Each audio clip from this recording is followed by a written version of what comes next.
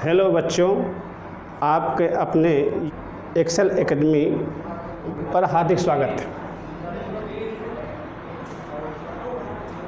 आज हम आपको इंग्लिश ग्रामर का पहला चैप्टर शुरू करने जा रहे हैं और जैसा कि आप जानते हैं कि ग्रामर मतलब होता है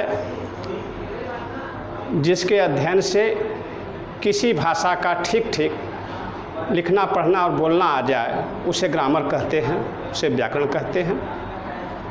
आज उसी ग्रामर का जो आपके बुक में प्रेस्क्राइब है, पहला चैप्टर पार्ट्स ऑफ सेंटेंस, इसको हम शुरू करने जा रहे हैं। और आप जो है ध्यानपूर्वक इस हमारी बात को सुनेंगे तो बड़े अच्छे से समझ में ग्रामर आ जाएगा।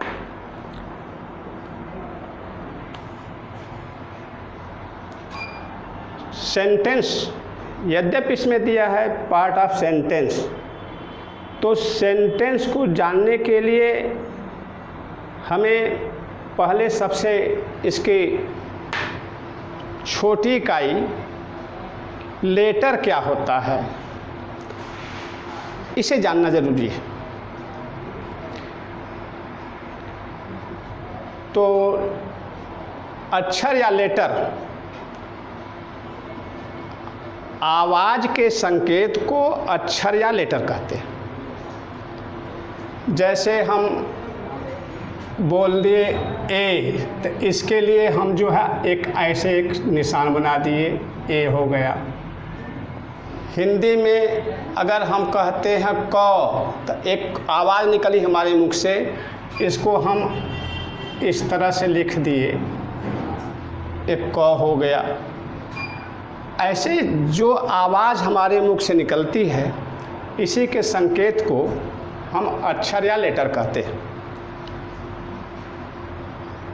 अब आइए, शब्द किसे कहते हैं, वर्ड क्या है? तो अक्षरों के समूह को शब्द कहते हैं, जिसका एक अर्थ निकले, वो मीनिंगफुल।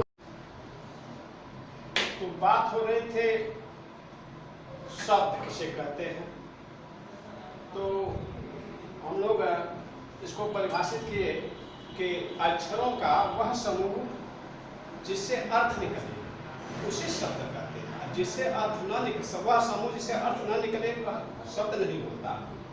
तो इसमें हम लोग देखें, कमल, यह एक अर्थपूर्ण शब्द है, यहाँ लोटस है, यह अर्थपूर्ण शब्द है। और ये मकर कोई हिंदी का शब्द नहीं, ऐसे सोटल कोई शब्द नहीं, इसलिए ये शब्द नहीं है। जबकि अक्षरों का, इन तीन अक्षरों का यहाँ भी देखें, 1 2 3 4 5 जो है, इन अक्षरों का समूह है, तो ये शब्द नहीं। अब ऊपर के सब शब्द है। तो भाषा का अध्ययन जो है कंपैरेटिव तरीके से अगर किया जाए तो बेहतर होता है। देखा जाए तो हिंदी अल्फाबेट जो है और इंग्लिश अल्फाबेट, अगर इस सिलसिले में देखेंगे तो हिंदी अल्फाबेट दुनिया की सबसे वैज्ञानिक अल्फाबेट, और दुनिया में कोई ऐसी भाषा नहीं है जिसका अल्फाबेट हिंदी जैसा सुव्यवस्थित है। जैसे देखिए, अगर हम क ख ग घ अंग से शुरू करते हैं, तब क वर्ग होता है, उसकी जितने भी अक्षर लेटर हैं, क से लेके ग तक, सब कंठ से शुरू होती है आवाज, क ख ग घ। और च वर्ग है तो देखिए च जुबान आकर के जो है दांत से हल्की से टच करती है, च छ ज। और तालुक में देखिए ट ठ ड, इस तरह से एक माला में पिरोया गया है। ऐसा दुनिया में कोई भाषा नहीं है जो इतनी वैज्ञानिक हो। इंग्लिश को लेते, इंग्लिश में देखिए ए बी ए जो है वावेल है, फिर बी कंसोनेंट है, सी डी ई फिर आ गया, माने अव्यवस्थित। हिंदी जैसा व्यवस्थित कोई भाषा का अल्फाबेट है नहीं। लेकिन हम लोग इंग्लिश पढ़ रहे हैं, तो आइए इंग्लिश पर हम बात करते हैं। कंपैरिजन के लिए हम हिंदी को साथ में ले लेते हैं। तो लोटस, लोटस और कमल ये शब्द है, ये मकल और सोटल ये शब्द नहीं है, वर्ड नहीं है, क्योंकि यह जो है एक इनका क्रम सही मीनिंगफुल नहीं है। ऐसे ही हम सेंटेंस की बात करते हैं, तो सेंटेंस जो है जिसको हम वाक्य कहते हैं, ये भी शब्दों का वह समूह जो मीनिंगफुल, जो अर्थपूर्ण हो, जिसका कोई सेंस निकले, भाव निकले, उसे ही हम वाक्य कहेंगे। और जिसका अर्थ नहीं निकलेगा वह वाक्य नहीं होगा, भले ही शब्दों का समूह क्यों न। इसको भी लिख सकते हैं। अगर लिखते हैं कि रमेश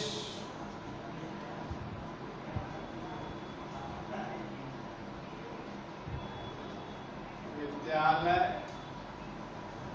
जाता है,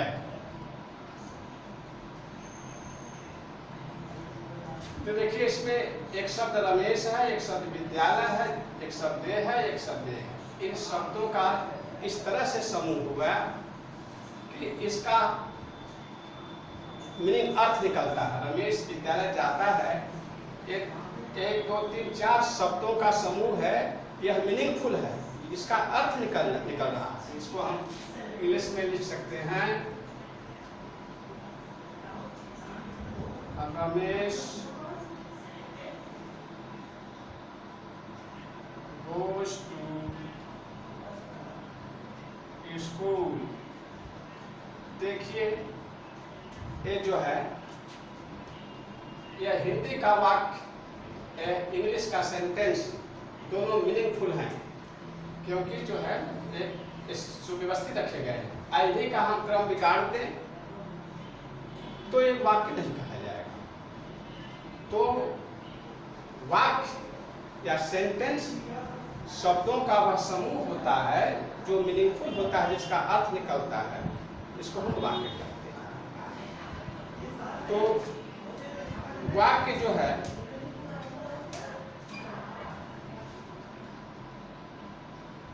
आप इसके पार्ट, वाक्य के पार्ट का, तो वाक्य जो है इसके दो भाग होते हैं,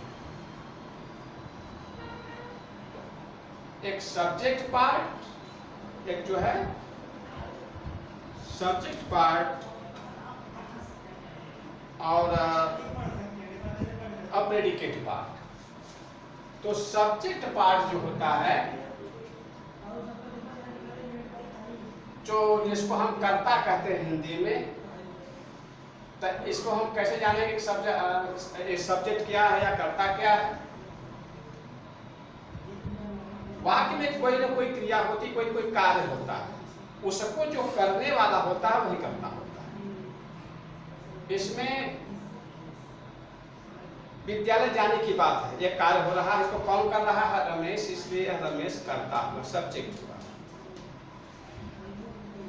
और इसके सब्जेक्ट के अलावा जो भी भाग बचते हैं वो जो है प्रेडिकेट कहा जाता है। ये सब्जेक्ट है और इसके अलावा जो बच जाता है वर्ब, वर्ब से दाहिने तरफ जितने भी शब्द होते हैं वो सब प्रेडिकेट हो जाते हैं। और इस तरह से इसके दो भाग होते हैं, सब्जेक्ट एंड प्रेडिकेट। अब सब्जेक्ट जो है, अब सब्जेक्ट के भी उपभाग होते हैं। आइए देखते हैं कितने पार्ट सब्जेक्ट के होते हैं।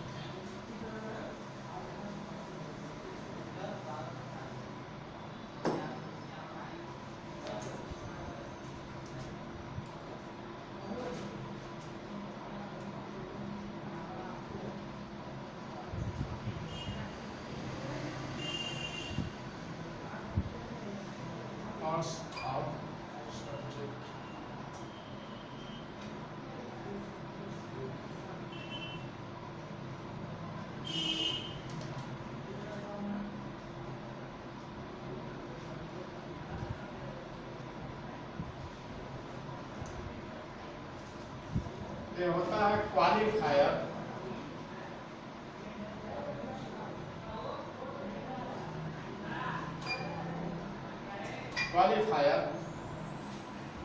दूसरा होता है मेन वर्ड, ये होता है मेन वर्ड।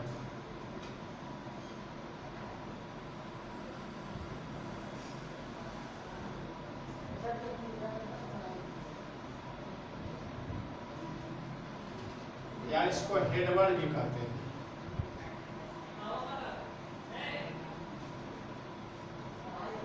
हेडवर्ड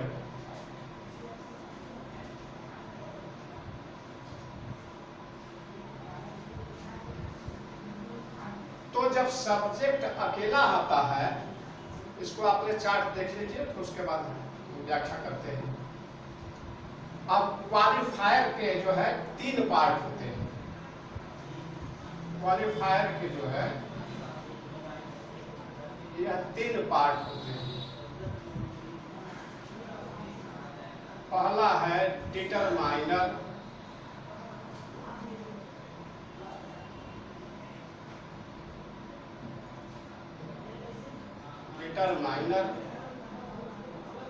दूसरा भाग है एडजेक्टिव,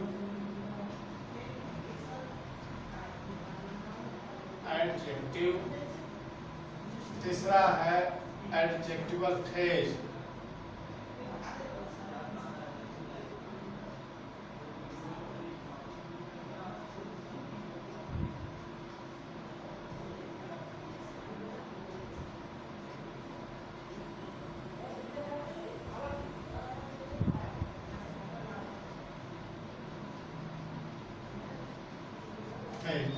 देखिए, जो सब्जेक्ट पार्ट होता है, ये जो है सिंगल भी हो सकता है, और उसमें जो है 2 शब्द हो सकते हैं, क्वालिफायर और मेन वर्ड सब्जेक्ट का। और क्वालिफायर जो है यह 3 भागों में बटा हुआ है। इसमें डिटरमाइनर, एडजेक्टिव, एडजेक्टिवल फ्रेज, इस तरह से मिला करके देखेंगे तो यह लगभग 4 पार्ट हो जाएगा। हाँ, 1 2 3 4 भाग हो जाएगा। अब इसका जो है आप समझेंगे, टेबल द्वारा इसकी व्याख्या आसानी से हो जाएगी। पहले देख लीजिए कैसे है। जैसे हम लिख देते हैं कि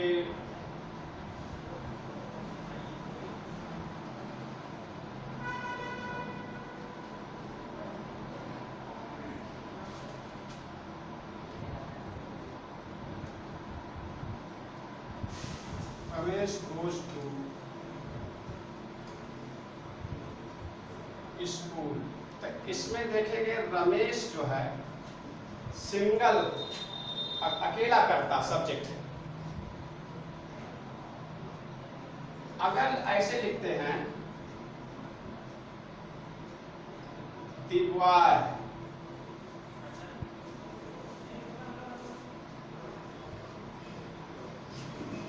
The boy was reading.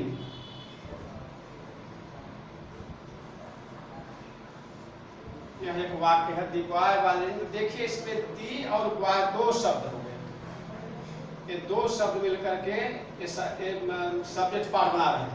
ऊपर देखिए रमेश सिंगल है, केवल मेन वर्ड आएगा। अब दी बॉय हो गया तो इसमें दो शब्द आ गए, तो इसको हम क्वालिफायर कहेंगे, और एक बॉय होगा मेन वर्ड होगा। देख रहे हैं ना? अगर इसी को लिख दें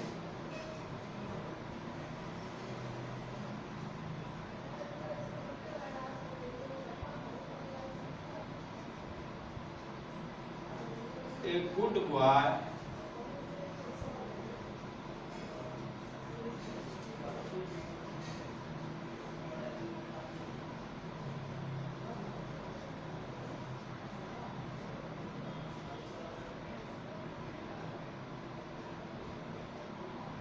always obey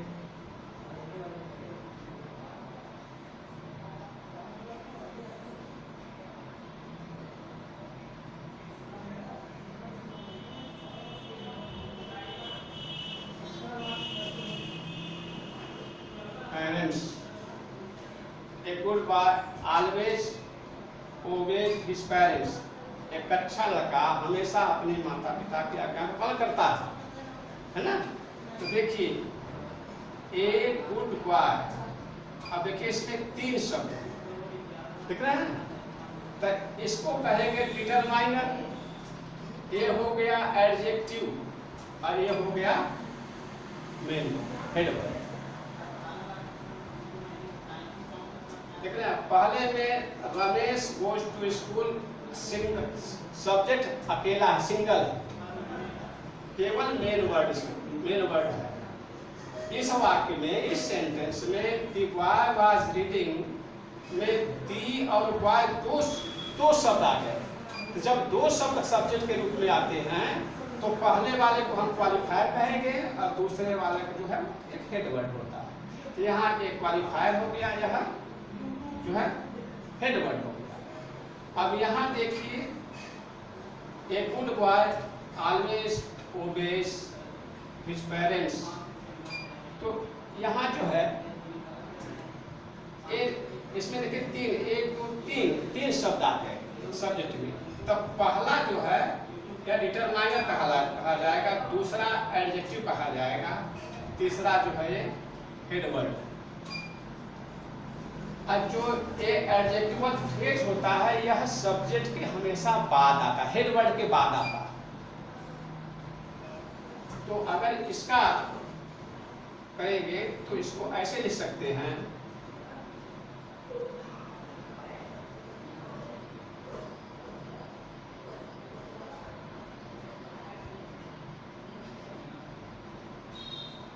The old man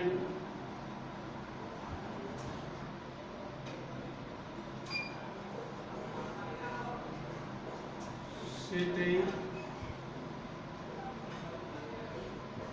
in the corner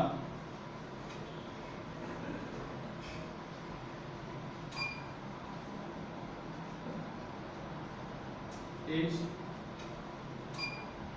wise।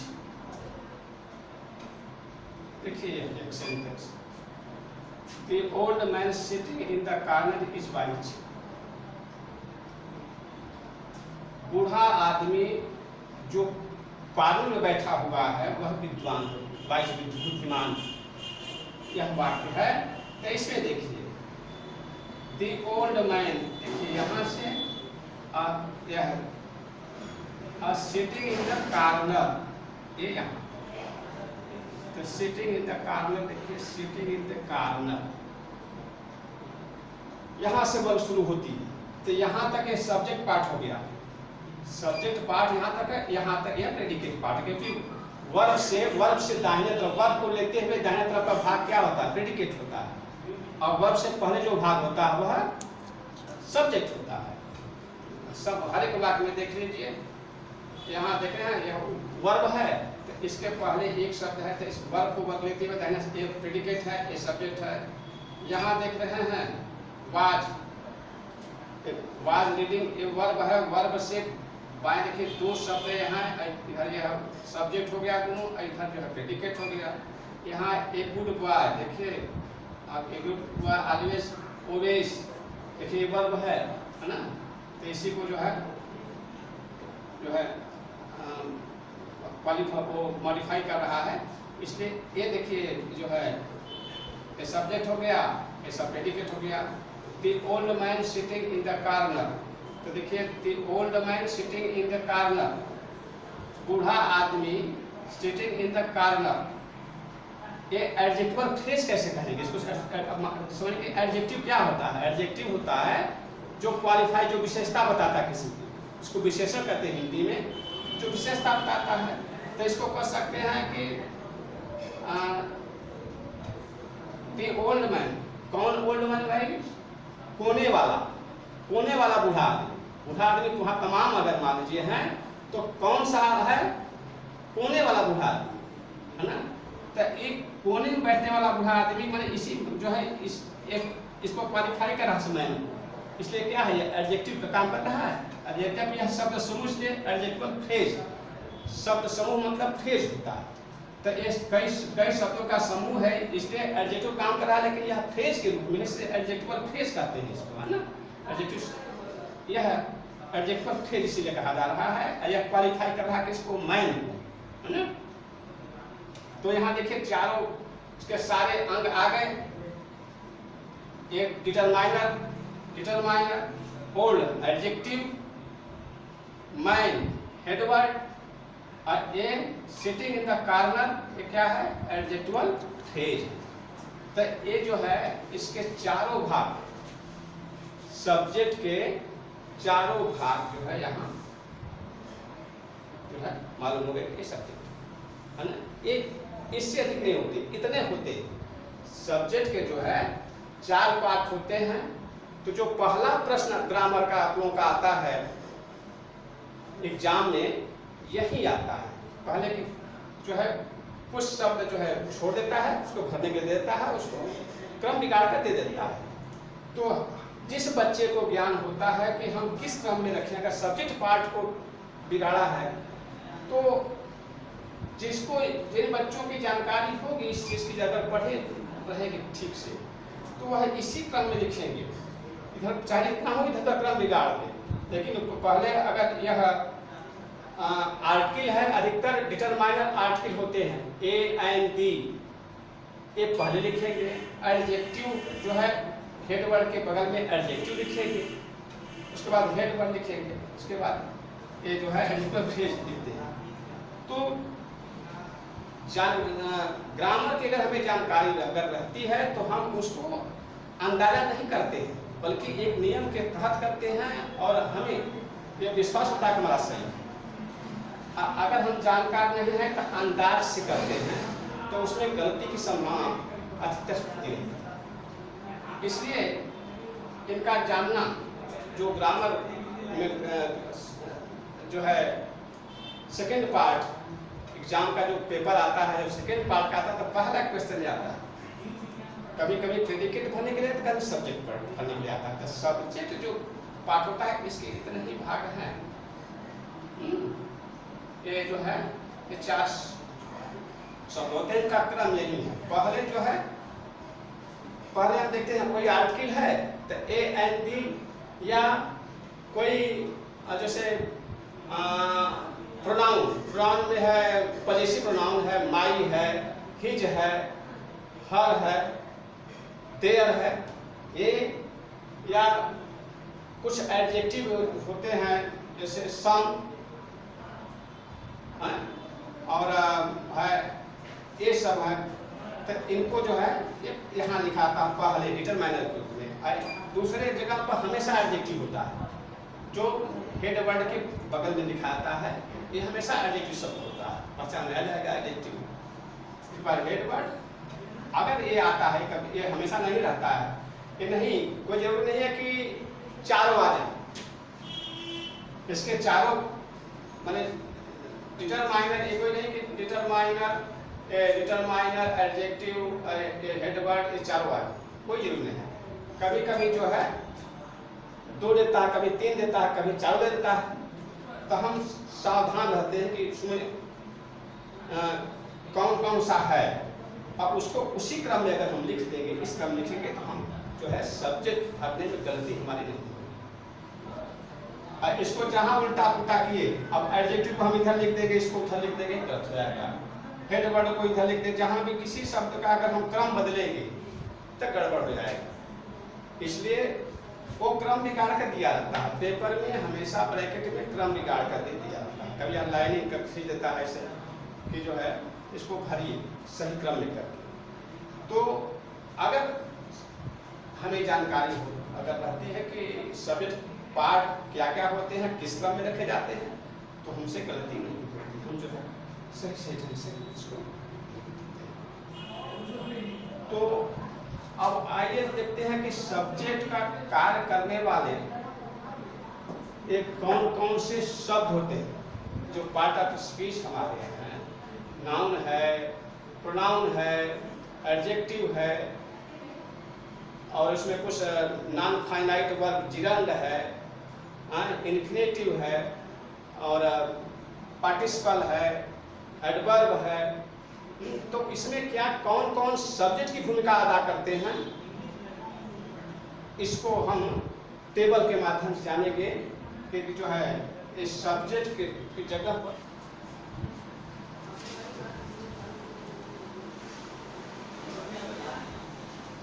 देखिए इस सब्जेक्ट का जो फंक्शन होता है, इसको हम टेबल के माध्यम से देखें। तो जैसे हम बताएं कि अधिकतर जो है सब्जेक्ट नाउन और प्रोनाउन हुआ करता है, लेकिन कभी कभी दूसरे पार्ट ऑफ स्पीच भी सब्जेक्ट का काम करते हैं, इसलिए उनको सब्जेक्ट का जगह ले लेते हैं। अब देखिए जो है सब्जेक्ट पार्ट में जो ए है लिखा है राम प्लेस, राम खेलता है, नेहा वीट्स, नेहा रुकती। तो यहाँ सब्जेक्ट का काम दोनों जो एक है एक नाउन है, देख रहे हैं नाम, यह नाउन है, दोनों सब्जेक्ट की जो जगह पर है यह दोनों नाउन है। दूसरा देखिए बी में, ही प्लेड, वह खेला, शी वेप्ट, वह रोई। यहाँ सब्जेक्ट का काम जो है प्रोनाउन कर रहा है, देख रहे हैं ना, यहाँ ये नाउन, यह है प्रोनाउन। और सी में देखिए स्मोकिंग इज इंजरियस, यहाँ सब्जेक्ट के प्लेस पर, स्थान पर यह है स्मोकिंग, यह जिरंड है, यह जिरंड। जिरंड बनता कैसे है, वर्ब में आईएनजी जोड़ने से जिरंड बनता है, जो नाम का काम करता है। और डी में देखिए टू वॉक इज यूजफुल, टहलना लाभदायक होता है। तो यहाँ यह इन्फिनेटिव, इन्फिनेटिव कैसे बनता है, वर्ब के फर्स्ट फॉर्म के पहले टू जोड़ने से बनता है। टू गो इसका ना अर्थ निकलता है, टू गो जाना, टू राइट लिखना, टू स्पीक बोलना, टू वॉक टहलना। और इसको कहते हैं जिरंड, यह वर्ब में आईएनजी लगा करके बनता है, यह नाउन का काम करता है। स्मोकिंग, इसका भी अर्थ होता है ना, स्मोकिंग इज इंजरियस, धूम्रपान करना खतरनाक होता है, ना आ रहा है, यह वर्ब के फर्स्ट फॉर्म में आईएनजी बनता है। यह आगे जब इस समय यहाँ पढ़ लीजिए, आगे आप लोग पढ़ेंगे, एक फाइनाइट वर्ब होती है, एक नॉन फाइनाइट वर्ब होती है। तो यह नॉन फाइनाइट वर्ब की श्रेणी में आता है, ये जो जिरंड और इन्फिनेटिव, ये जो है सब्जेक्ट का काम करते हैं, जो है नाउन का काम करते हैं। तो नाउन जो है आगे जानते हैं नाउन का फंक्शन, नाउन सब्जेक्ट काम करता है, नाउन ऑब्जेक्ट का भी काम करता है, नाउन कॉम्प्लीमेंट का भी काम करता है ना। इसके 4-5 फंक्शन हैं नाउन के, आगे बढ़ाया जाएगा। फिलहाल आज हम इसी पे इसको रोकते हैं और शेष जो है समझने के लिए हम लोग कल जो है अन्य टेबल के माध्यम से, अगले टेबल के माध्यम से कल हम लोग इसको और विस्तार से जानेंगे।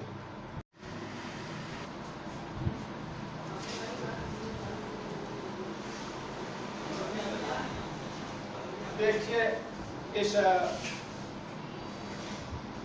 सब्जेक्ट का जो फंक्शन होता है इसको हम टेबल के माध्यम से देखें तो जैसे हम बताएं कि अधिकतर जो है सब्जेक्ट नाउन और प्रोनाउन हुआ करता है, लेकिन कभी कभी दूसरे पार्ट ऑफ स्पीच भी सब्जेक्ट का काम करते हैं, इसलिए उनको सब्जेक्ट का जगह ले लेते हैं। अब देखिए जो है सब्जेक्ट पार्ट में जो ए है लिखा है राम प्लेस, राम खेलता है। नेहा वीव्स, नेहा उठती है। तो यहाँ सब्जेक्ट का काम दोनों जो एक है एक नाउन है, देख रहे हैं नाम, यह नाउन है। दोनों सब्जेक्ट की जो जगह पर है यह दोनों नाउन है। दूसरा देखिए बी में, ही प्ले वह खेला, शी वेप्ट वह रोई। यहाँ सब्जेक्ट का काम जो है प्रोनाउन कर रहा है, देख रहे हैं ना, यहाँ ये नाउन, यह है प्रोनाउन। और सी में देखिए स्मोकिंग इज इंजरियस, यहाँ सब्जेक्ट के प्लेस पर, स्थान पर यह है स्मोकिंग, यह जिरंड है, यह जिरंड। जिरंड बनता कैसे है? वर्ब में आईएनजी जोड़ने से जिरंड बनता है, जो नाम का काम करता है। और डी में देखिए टू वॉक इज यूजफुल, टहलना लाभदायक होता है। तो यहाँ यह इन्फिनिटिव, इन्फिनिटिव कैसे बनता है? वर्ब के फर्स्ट फॉर्म के पहले टू जोड़ने से बनता है। टू गो, इसका ना अर्थ निकलता है टू गो जाना, टू राइट लिखना, टू स्पीक बोलना, टू वॉक टहलना। और इसको कहते हैं जिरंड, यह वर्ब में आईएनजी लगा करके बनता है, यह नाउन का काम करता है। स्मोकिंग, इसका भी अर्थ होता है ना, स्मोकिंग इज इंजरियस, धूम्रपान करना खतरनाक होता है। ना आ रहा है, यह वर्ब के फर्स्ट फॉर्म में आईएनजी बनता है। यह आगे जब इस समय यहाँ पढ़ लीजिए, आगे आप लोग पढ़ेंगे, एक फाइनाइट वर्ब होती है, एक नॉन फाइनाइट वर्ब होती है। तो यह नॉन फाइनाइट वर्ब की श्रेणी में आता है, ये जो जिरंड और इंफिनिटिव, ये जो है सब्जेक्ट का काम करते हैं, जो है नाउन का काम करते हैं। तो नाउन जो है आगे आते हैं, नाउन का फंक्शन ना, नाउन सब्जेक्ट काम करता है, नाउन ऑब्जेक्ट का भी काम करता है, नाउन कॉम्प्लीमेंट का भी काम करता है। इसके 4-5 फंक्शन हैं नाउन के, आगे बढ़ाया जाएगा। फिलहाल आज हम इसी पे इसको रोकते हैं और शेष जो है समझने के लिए हम लोग कल जो है अन्य टेबल के माध्यम से, अगले टेबल के माध्यम से कल हम लोग इसको और विस्तार से जानेंगे।